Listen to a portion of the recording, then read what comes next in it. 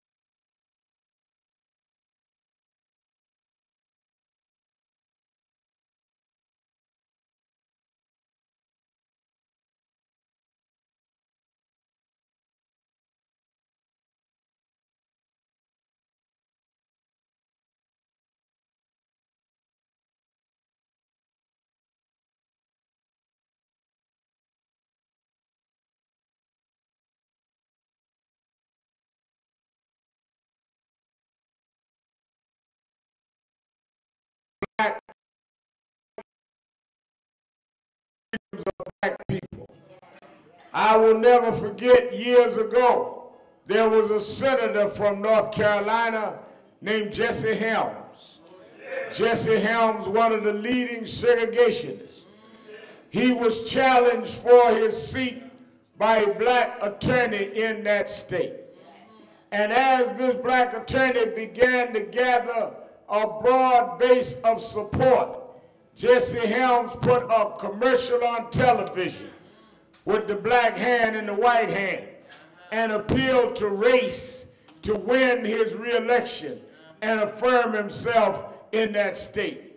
Well, this Tuesday, in Jesse Helms' state, in the state of North Carolina, in a state where we used to sit in the back of the bus, in a state where we couldn't eat at a restaurant, in a state where we couldn't buy a cup of coffee, in a state where Jesse Helms kept his seat against a black lawyer, using the white hand and the black hand. Well, this week, Senator Helms, thousands of people from all over the country will be headed to your state, going to Charlotte with another black lawyer who is the President of the United States to renominate him for one more term. You thought this day would never come. You thought we'd stay in the back of the bus, but we kept on fighting and we kept on believing. Turn on the news this week, Jesse Helms, because if we keep on fighting, your change will change. Will come. Your change. Your change will come. Your change.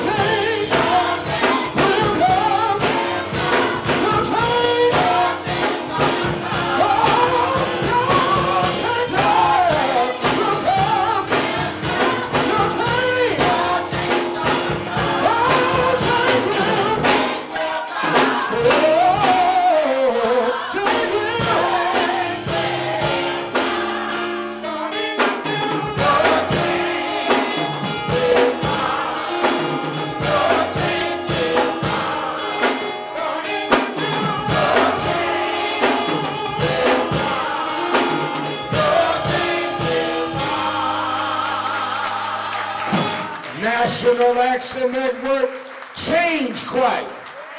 Give him a big hand. Give him a big hand.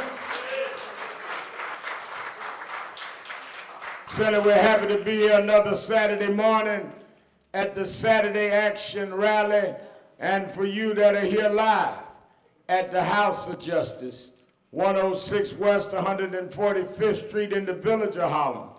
And for you that are listening live on 1190 WLIB in New York, and you that are watching us from around the country on our live web stream on www.nationalactionnetwork.net, we're happy to be with you another Saturday morning where the action is. Give a hand to our presider, Attorney Michael Hardy.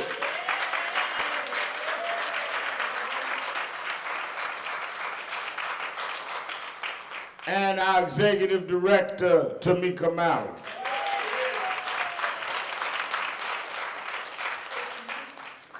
Let me first thank all of you again that have participated in the Occupy Our Corners all over the city, now in its third weekend.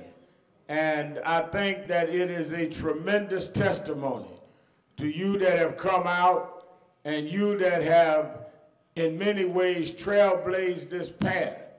People like Sister Sekou and others, that we can, without any budget, without any preparation, call our community together, and every night of the weekend for the last 3 weeks, able to occupy about 15 or 16 corners to begin to set a tone. Now, we're going to end this wave next week and go into another wave that we'll be announcing. But I think you ought to give yourselves a big hand.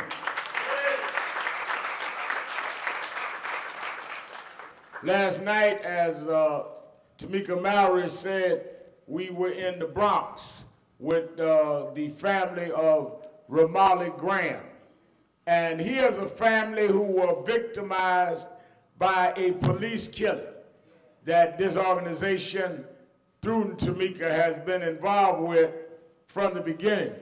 But despite their pain, they wanted to stand with Miss Norman and the killing of her 4-year-old baby.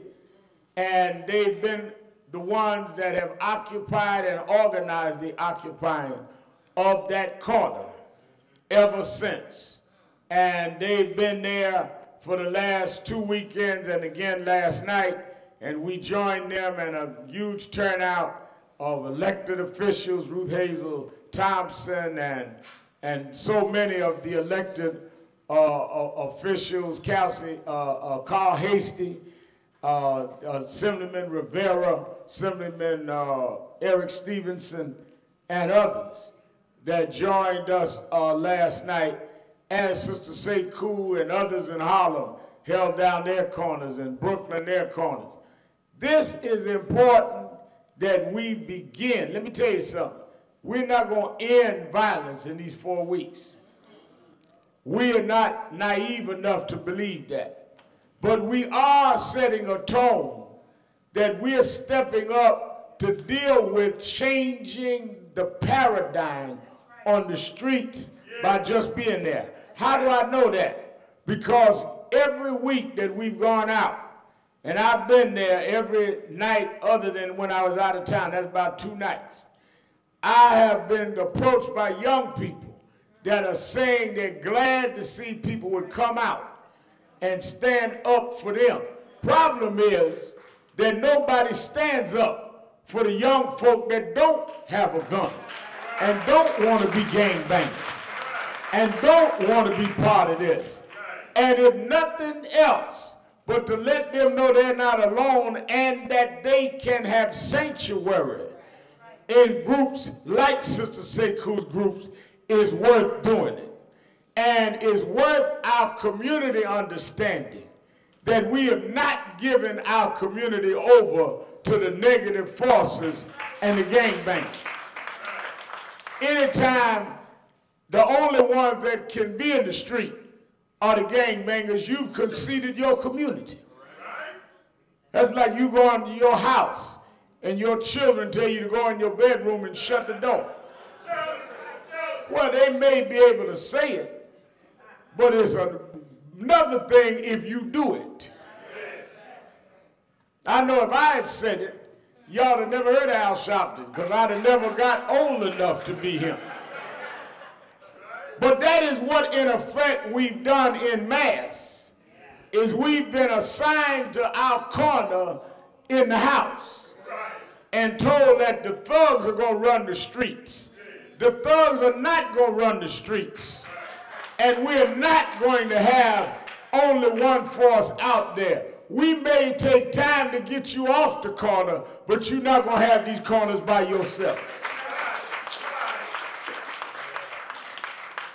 I remember years ago when we were engaged in the struggle in Bensonhurst over the death of Mark Thompson. And I remember that there was, Attorney Hardy would remember this, they picked up on a wire. They had apparently, one of the law enforcement agencies had bugged one of the social clubs out in Bensonhurst where the mobsters met. And they picked up over a wire that they were going to kill me for leading the marches. And they came and told us that I was under threat. They picked it up on a secret wiretap, and they had to give me police protection. And for about 3 weeks, police had to pick me up in the morning and stay with me all day and put me to bed. I know they didn't like they had to protect me. And I remember I asked the question one day, well, why did they want to kill me when all we wanted was to fight for justice? Were they involved in Yusuf Hawkins' killing? And the policeman that was guarding me, one of them said, no, we don't think this group was directly involved in the killing. But your marching out there every Saturday is bad for business. Because with all of the TV cameras out there every Saturday, they can't do what they do because there's too much spotlight out there. So they trying to get rid of you so they can do business as usual.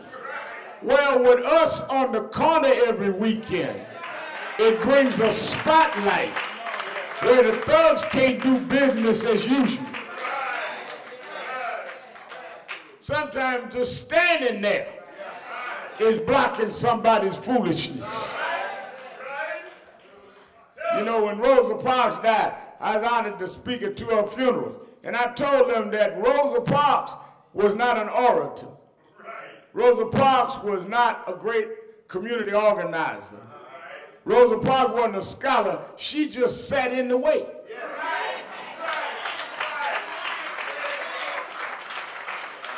I mean, think about it. Y'all ain't never heard Rosa Parks talk. Y'all ain't never heard of Rosa Parks speech. Rosa Parks got in history. She made history because she just sat in the way. She just sat down. And if you know where to sit down, sometimes that can be a statement. Just hold your ground. And we need to just get in the way. I can't convince you to stop shooting. I can't convince you to stop selling drugs. Well, I'm just going to stand on the corner and be in the way.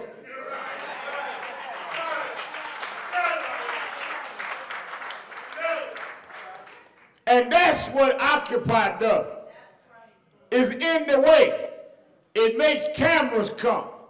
It makes policemen that had given up the corner, they got to come make sure nothing happened to us on the corner. Hello. So I want everybody, we got tonight and tomorrow night and then next Friday, Saturday, and Sunday, and then we're going to lay out from there where we are going on the next phase. One of the things, though, is we must get real support for those organizations that do this all the time on a grassroots basis. And like I said last Saturday, I repeat, that one of the things that I was very happy is the Monday after, or Monday or Tuesday after we had done the first weekend, I was on a plane early that morning, picked up the National Edition of New York Times, and they done this big story on Occupy featuring Miss Sekou. And that was the point. The point was that we wanted to put a spotlight on those that had been ignoring. And I wasn't even in town and was reading about what had happened. They interviewed her and people on her corner, 129th and 7th at that opening. That is the point, and we gonna keep on doing that. Give a big hand.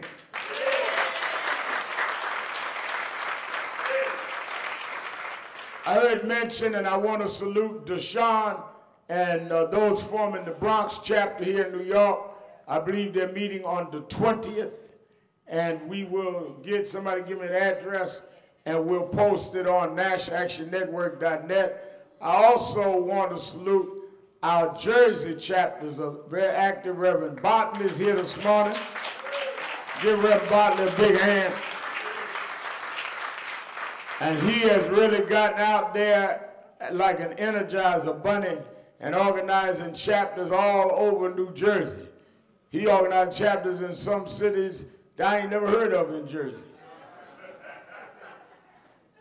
And we're going to have New Jersey Day here at the network where they bring in all the Jersey chapters over. Even got a collective choir. And he and Brother Smith, former Mayor Smith, came and met with me last week, put it together, and they getting chapters all over the state of New Jersey. And they even told me they want a chapter in Tom's River. I didn't know what that was. Is that where Uncle Tom's go to the river? I didn't know what that was.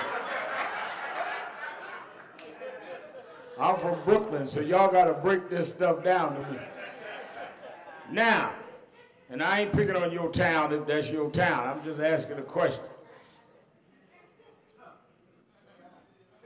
I want to also thank all of you that were out for new members class on Thursday night, and Tamika Mowry and Attorney Michael Hardy, Dominique Sharpton, and others conducting that. Our youth move is in Chicago today, and they are doing the anti-violence rally in Chicago at Christ Memorial Church. Dominique flew out there with Mary Pat Hector, our national coordinator, and next week, Detroit is starting to occupy. They're going to occupy Saturday night. Reverend Charles Williams and the Detroit chapter, who are in their rally, they do a Saturday morning rally every Saturday morning, 10 o'clock at King Solomon Baptist Church at the same time we do. And that chapter is also involved in a police killing in Saginaw, where a man mentally challenged had a 3-inch plastic knife, and 6 cops got around him and shot 46 times and killed him.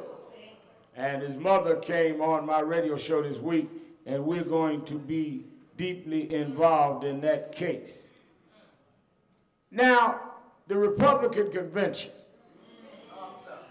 little dogette or doglet or whatever y'all call it, said I was going to discuss it. Let me first put this in context. When you hear people on the right wing of the country talking about the founding fathers and talking about going back to where the country was established, they are not just talking. They are being honest. Many of them do want to go back there. What is surprising to me is that if we went back there, why some folk clapping think they talking about them. When the country was founded,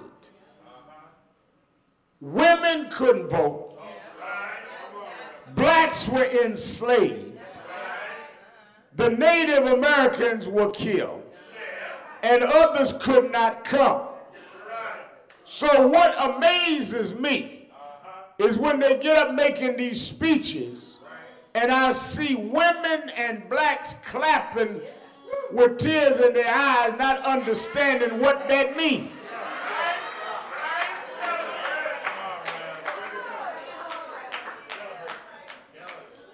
If we go back, lady here running for judge, you white, right? You ain't light skinned, you white. I'm just checking now. Because I get some light skinned folk up here. Not light skinned did. She, white woman, couldn't be running for judge if we went back to the founding fathers. Am I right, Judge? And you say you're Jewish too. Blacks couldn't. So first of all, what is Arturo Davis and others talking about? What they talking about? Now, the other thing that you got to do, I want you to really get this.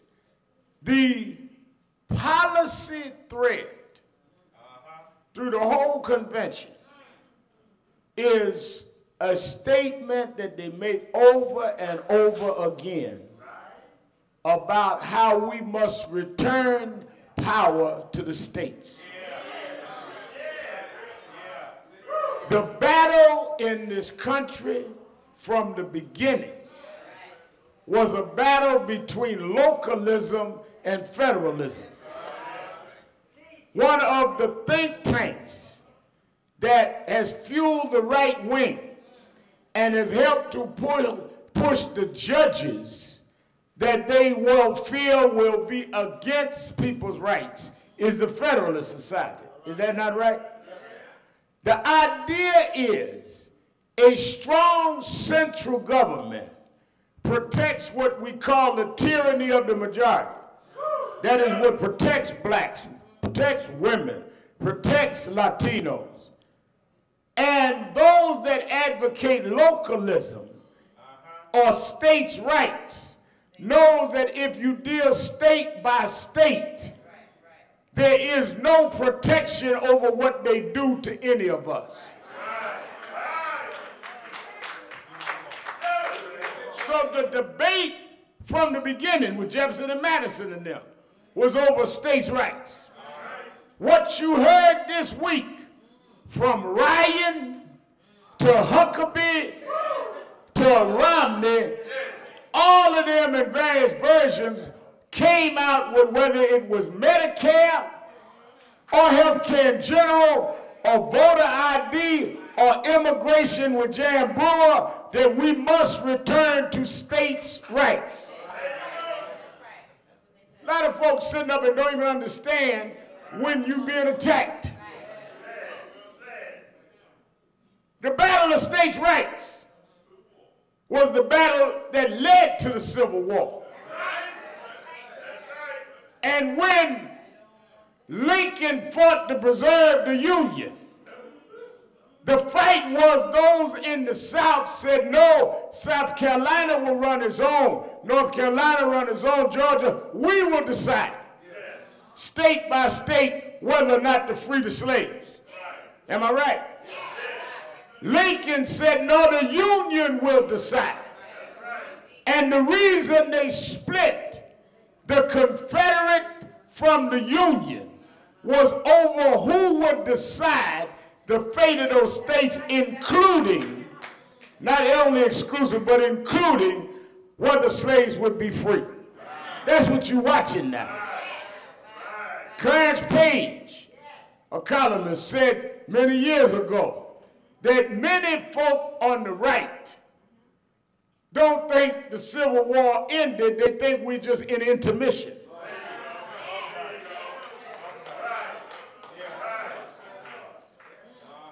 And they're still fighting against a central government. What are they saying? Let the states decide health care. What is Ryan and Romney's plan? Block grants to the states. Hello? What is Jan Brewer, Sheriff Arpaio's plan of immigration? States should supersede the federal immigration laws. Well, once you establish that states can supersede the federal government on immigration and health care and Medicaid, then states can supersede the federal government on voting rights, on women's rights, on any other right. You cannot return to states' rights without returning to our losing our rights per state.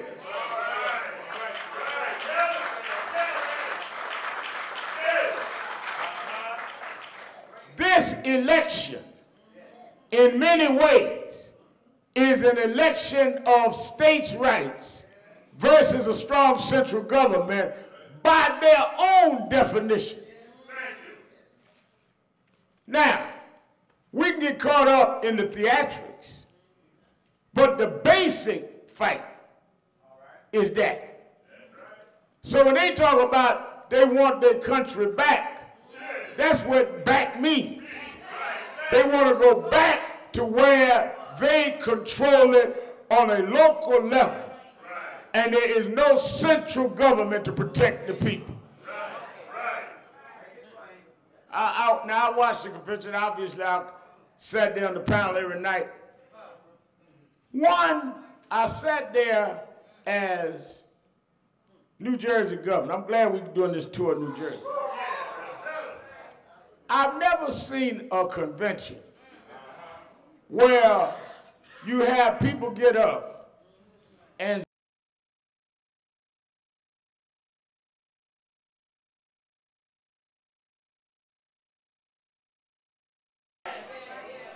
I mean, I almost felt bad for Mitt Romney.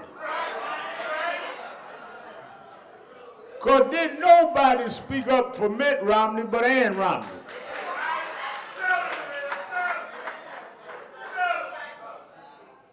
Christie got up and talked 17 minutes about what he did in Jersey. And then on his way out, he said, oh yeah, by the way, vote for Mitt Romney and Ryan. I mean, all of them. Even Rubio, who was introducing him, introduced himself. Talking about his grandpa and Cuba, everything. What that got to do with you introducing the nominee? We heard about your granddaddy, your family, y'all doing the farms in Cuba, all of that. Because they know they can't sell Romney to the public.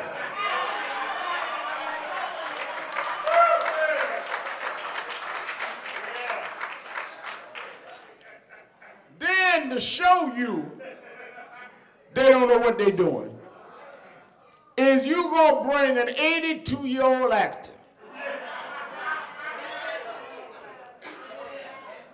Dirty Harry,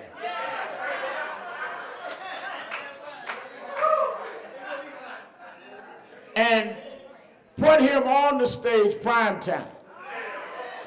And then you gonna act surprised when he cut up.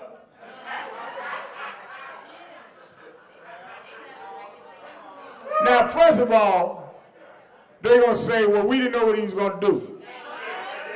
Well, how did the chair get on the stage?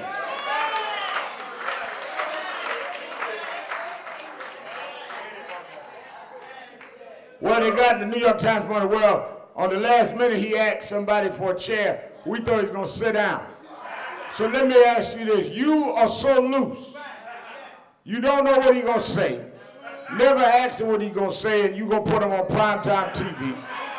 And he just made the request for a chair, and you just gave it to him. Never said why you want the chair.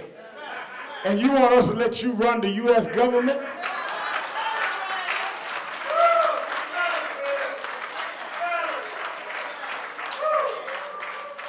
You can't run your convention, but you want to run the country. I think the most embarrassing thing I've seen in a long time in politics was the implosion of Clint Eastwood in public.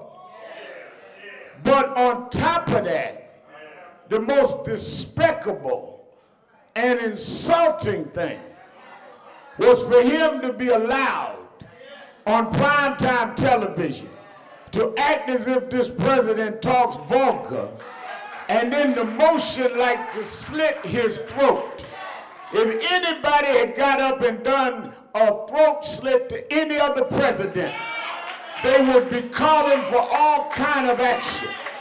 What Eastwood did was a disgrace and should have been denounced that night by Romney and everybody else.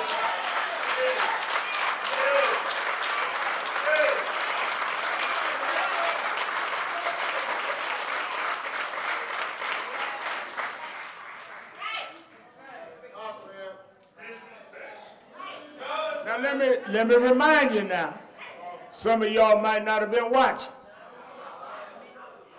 Eastwood did his routine, and then Rubio spoke, and then Romney. So they had every opportunity to say that what he just did was inappropriate.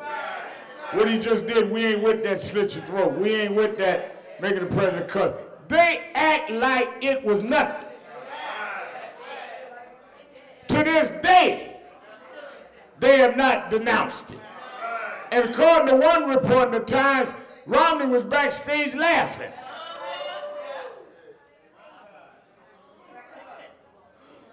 This is the climate that you're facing. People that are full of hate and venom. And while you run around here critiquing, and while you run around here trying to figure out what you gonna do, you got people that are sworn to the hatred of our community that are trying to take over this country. And you can play all you want, They are not playing with us, and I want them to know I am not playing with them.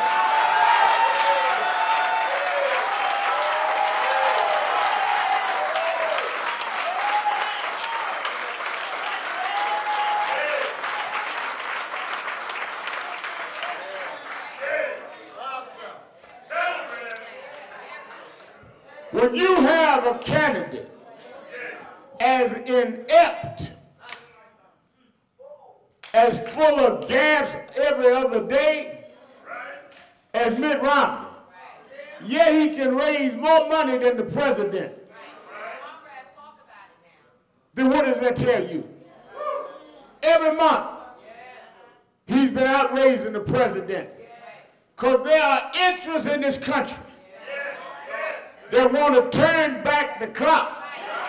There are interests in this country that want to put all of us back in our place. And you can sit around and talk all you want about what is not going to happen. It will happen if you are not up and out there fighting to stop this.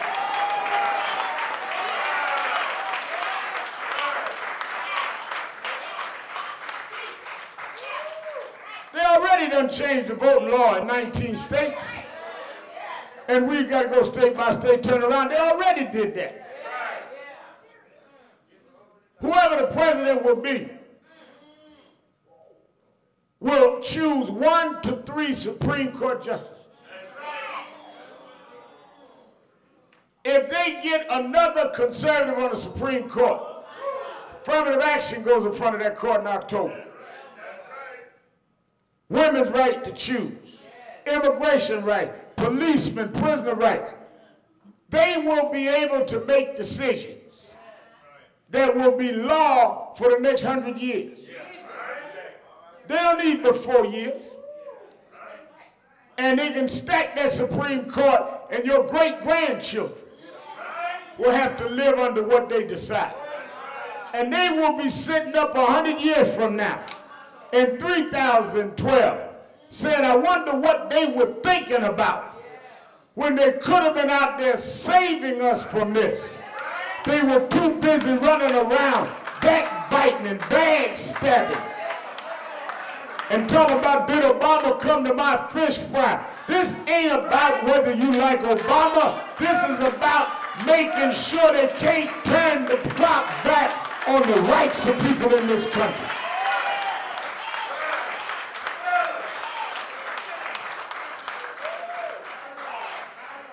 But when they have you in such a petty, enslaved psychology, you think like that. Chairman of our board, Dr. Richardson, has a saying where small got it. You can't be big and small at the same time.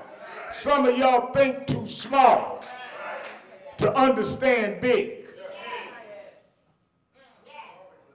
Well, did Obama call to the network? Well, I wasn't there that day. Coming back, did Obama ball up his fist when he mentioned Trayvon name? Just small stuff. Because y'all can't think big enough to understand that a black man can be the head of the free world. That's too big for some of y'all to think. That a black man can decide wars or no wars. Can decide the federal budget. Y'all can't think that big. Some of us had a reverse problem. We can't think as small as you think. You worried about who said what and who shot John and what rumor. It's hard for me to get back down there. I'm somewhere trying to figure out how we going to deal with global warming and how we going to deal with making sure major corporations that have sucked out our communities have to reinvest. I don't care what you say about me. That's small talk.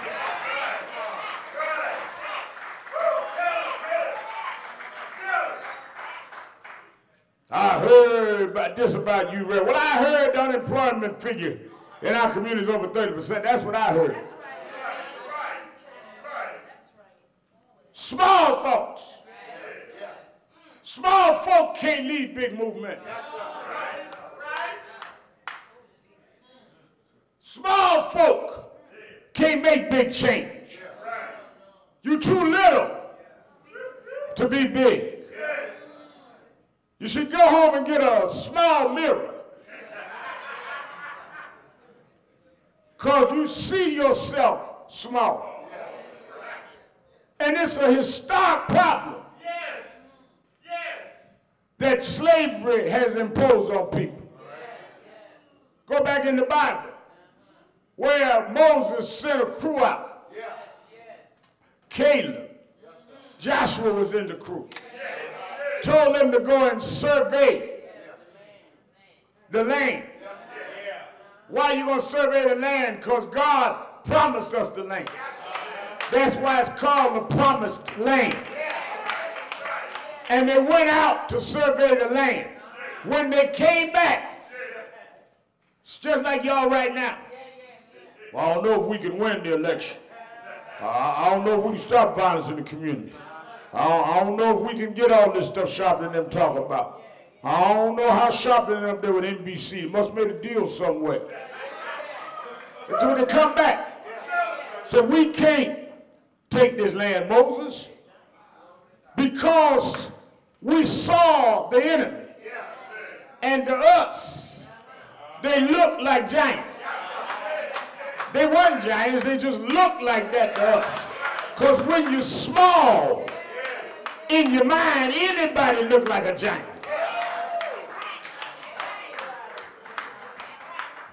And to us, we look like grasshoppers.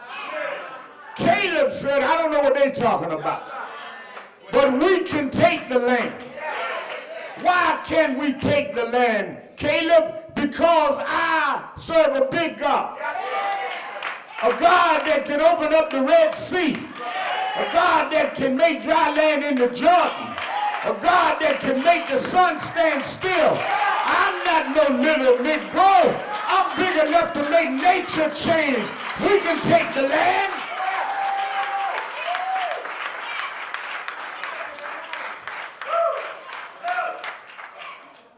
There was, in the 19th century, I know Mark Townsend gave y'all history, but let me give you this, I'll let you go. 19th century, there was some plantations up in the Beaufort County area of South Carolina. They had some of the meanest slave masters. One day the slaves got mad and they decided to rebel. And they got up and took on their slave masters. And they started marching down the roads after they had taken out the first plantation. And they started beating the drums. And they marched through what was called the side of the Stono River. It became known in history as the Stono Rebellion. They marched through the woods of South Carolina. And how they got all the slaves to join the rebellion is when they heard the drum beat. They knew that it was on. They couldn't make speeches. They couldn't exchange emails. Wasn't no internet then. They went by the drum beat. Because something about the drum beat, something about the rhythm of the drum, something about the hearing of the drum and the pulsating of the drum brought them back home to Africa. And it reminded them of when they were royalty. It reminded them of when they were free. It reminded them of when they were in charge. When they heard the drum, they walked off their plantation. They defied their slave masters. They marched into Augusta, Georgia. By then, the slave masters in Georgia, South Carolina had put a posse together and killed and put down the Stono Rebellion. Well, fast forward about 100 years. Right there in that same land strip where the Stono Rebellion was, a little boy was born that took that drum. And we didn't understand why we liked him. But it was that drum beat that was in the slaves, that was in us, right there where Beaufort County, South Carolina, is where James Brown was born, who took the drum and said, say it loud, I'm black and I'm proud. And he sung it till he died in December 2006. Well, I went and buried James Brown in Beaufort County, South Carolina. And when I got back in February 2007, Daily News came to me and proved to me with documents that my great-grandfather was a slave owned by the Thurman family. But get this, the plantation was in Beaufort County, South Carolina. So from the slave rebellion to James Brown to my roots, this drum beat is what they trying to silence. Y'all didn't know why you like James Brown, but it was the drum beat of the Stoner River slave. Y'all don't know why they watch me every night on MSNBC, but I'm sitting there in the studio with the drum beat of free slaves beating down in my soul, saying before I be a slave, I'll be buried in my grave and go home to see my Lord and be free. I know who I am.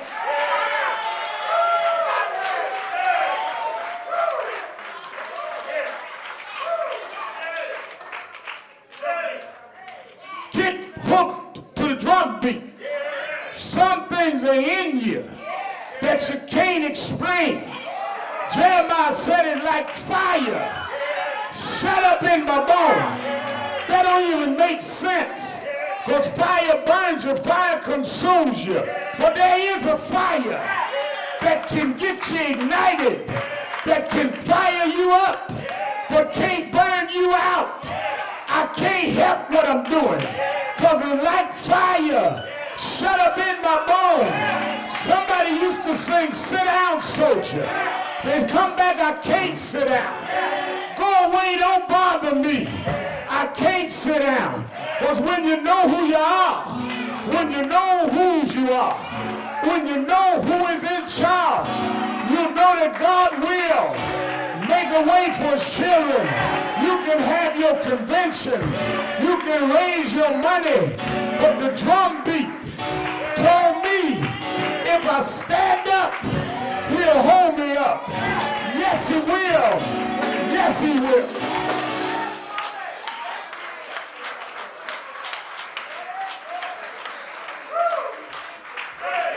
Sometimes God can take a negative, and what you think was your worst ends up being your best.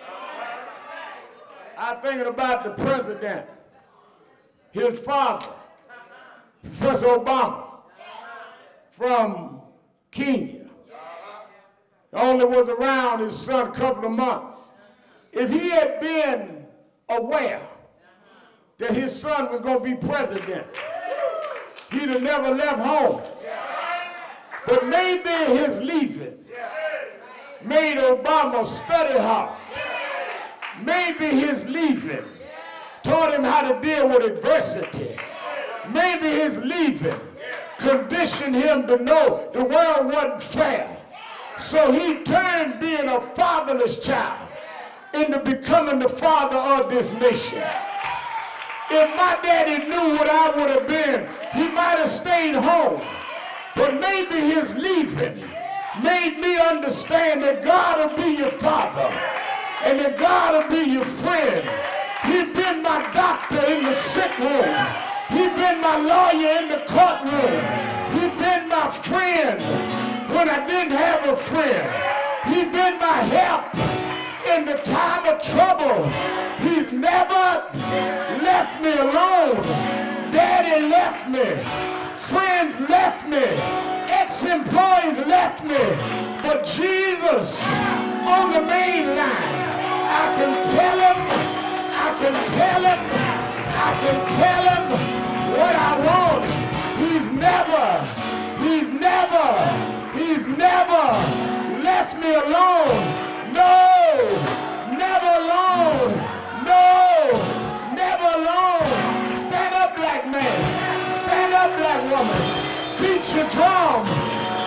drum beat. Let's march to freedom. Let's march to freedom. This is our day. This is our time. Let's go right now. North Carolina, here we come. USA, here we come. No turning back. No giving up. Our time is at hand. Everybody singing. Everybody sing. Everybody singing.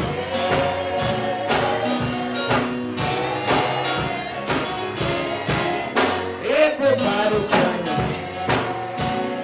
Singing like you mean it. Singing like you mean it.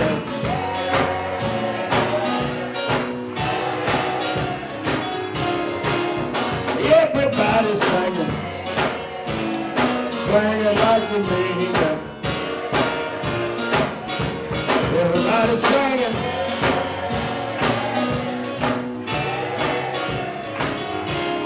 One more time, Lord. One more time, Lord. Everybody singing. Yeah. I'm going to open the doors of the movement. There may be someone here today that attends the rallies, hears us on the radio, maybe comes to events, but never became an active member of the organization. If you're here in the auditorium, all you have to do is come down either aisle right to where I am and shake my hand and become a member of National Action Network this morning. If you're listening on the radio or on live stream, you can call right now 1-877-626-4651. 1-877-626-4651 and become a member of National Action Network. Come on, if you're here, come on. Everybody singing. Everybody sing. Everybody sing.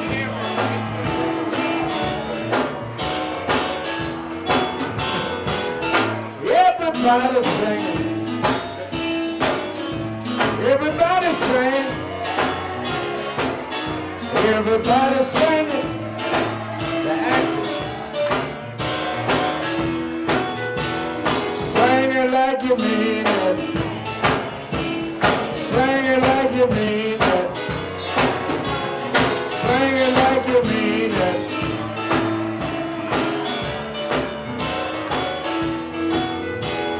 We want justice. Got to have justice. We want justice. Yeah. One more time, y'all. One more time, y'all. One more time, y'all.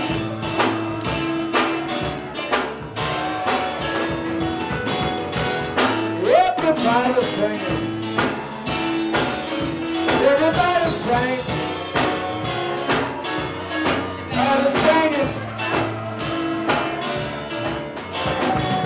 Yeah. All right.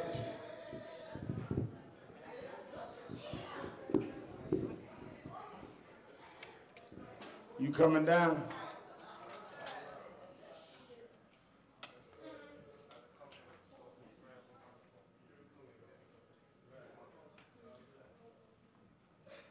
Say he can't want to be with us. He just lost his grandmother. Give him a hand.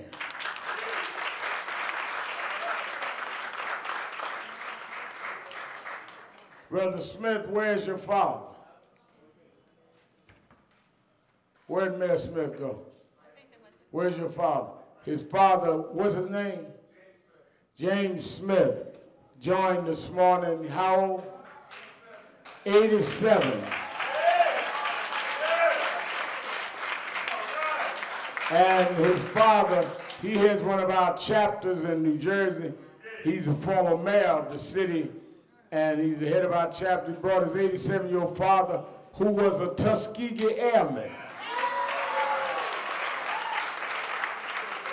One of the Tuskegee Airmen joined this morning. Isn't that wonderful? Give him a big hand.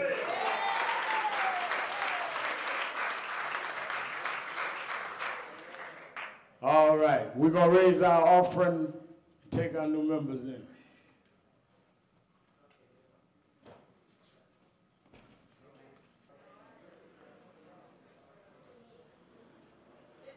All right. Let's see Chaz. I heard Chaz was good last night at 1 Corinthians. Yeah, they was talking about you up at the Occupy, the fatherhood panel.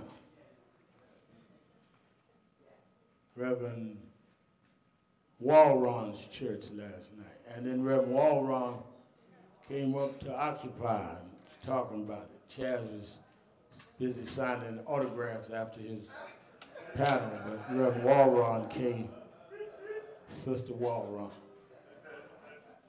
All right. Stephen Marshall's not in his Occupy suit.